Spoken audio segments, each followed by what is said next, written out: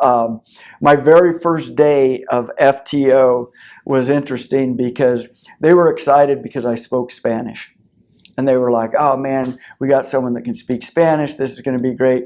The very first call we go on is a domestic, and I'm with a sergeant who's actually retired as a lieutenant here, and he's a current city councilman, John Overton.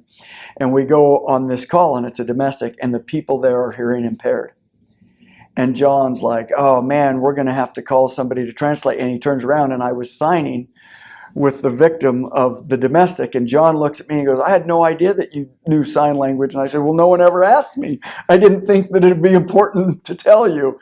And so it was kind of funny that rather than Spanish, which everybody expected would be this great thing to have, is I ended up using my sign language quite a bit. So, and how did you know sign language? So in Gooding, they have the state school for the deaf and blind there. So growing up, we would have some interactions with some of the kids from that school. And then as we got into high school, some of those kids would come and play football with us. And so I learned just a little bit from that. But then I was fighting fire for the BLM, and we had a guy on our crew. He was a deaf guy, really great guy. Kenny Anderson's his name. Just phenomenal guy. And he really wanted to become a crew boss. But he couldn't be a crew boss unless there was someone there that could sign for him and run the radio for him, right?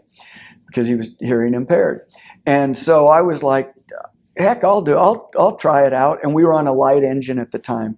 So Kenny had me go get a sign language book from the College of Southern Idaho.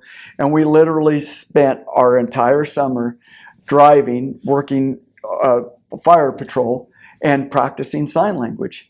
And you know, I did it because he was just such a good guy. I was like, this guy should be a crew boss.